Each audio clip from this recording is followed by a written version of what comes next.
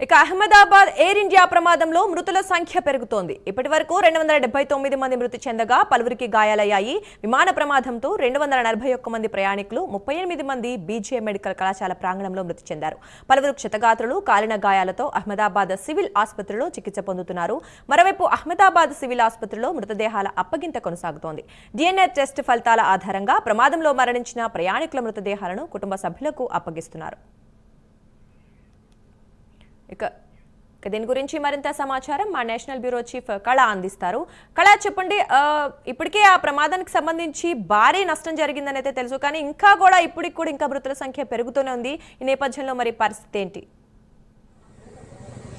దుర్గా, దాదాపు ఏదైతే మనకు మొన్న జరిగినప్పటి నుంచి ప్రమాదము 2 రోజులైంది.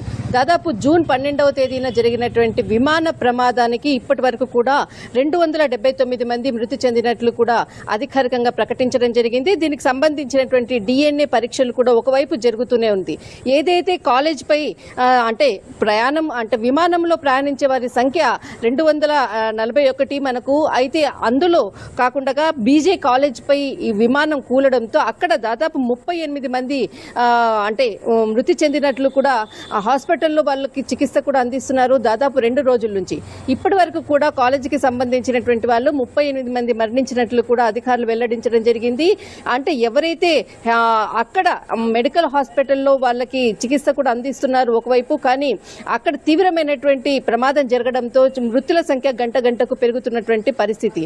మొత్తం మీద ఓవరాల్ గా 279 మంది మరణించినట్లు కూడా అధికారులు వెల్లడించడం జరిగింది. అయితే దీనికి సంబంధించినటువంటిది ఇప్పటికే వారికి సంబంధించినటువంటి కుటుంబ సభ్యులు కూడా దాదాపు 2 రోజుల నుంచి కూడా అహ్మదాబాద్ ఎయిర్పోర్ట్ తర్వాత ఏదైతే మనకి సివిల్ లైన్స్ ప్రభుత్వ ఆసుపత్రికి సమీపంలోనే కేవలము వారి కుటుంబ సభ్యులకు మాత్రమే పర్మిషన్ ఇవ్వడం జరిగింది. వారికి సంబంధించినటువంటి సౌకర్యాలు కూడా ఏర్పాటు చేయడం జరిగింది.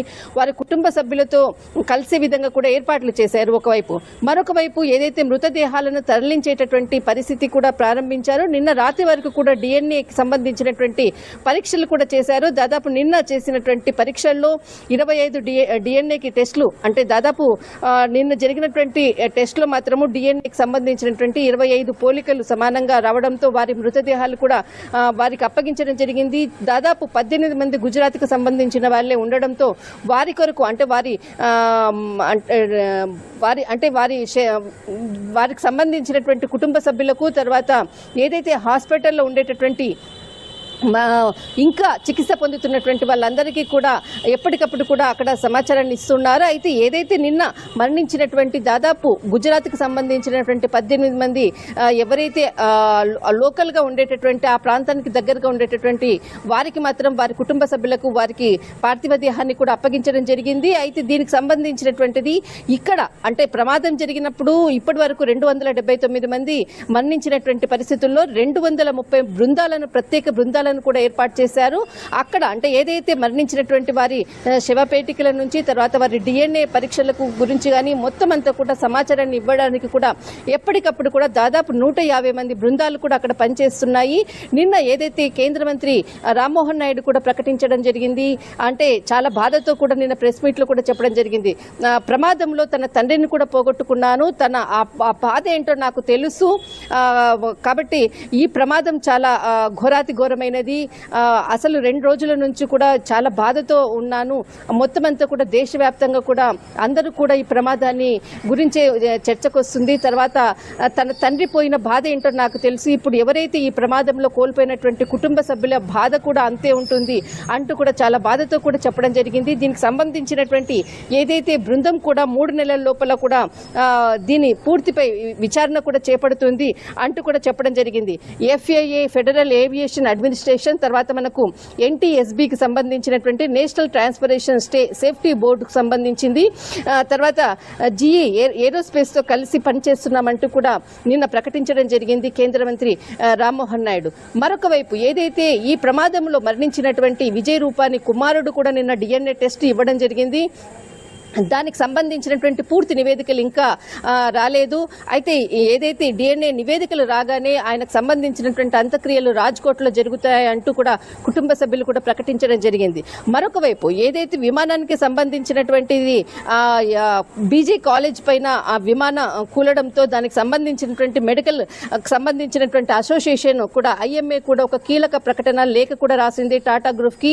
ఎవరైతే అక్కడ అంటే ఇప్పటికే కూడా ఎక్స్గ్రేషియా కూడా ప్రకటించింది. కానీ దీనిపై పూర్తి దర్యాప్తు కూడా చేయాలి. ఆ తర్వాత మెడికోకు సంబంధించినటువంటి విద్యార్థులకు కూడా సహాయ సహకారాలు అందించాలి అంటూ కూడా ఒక లేఖ కూడా రాయడం జరిగింది.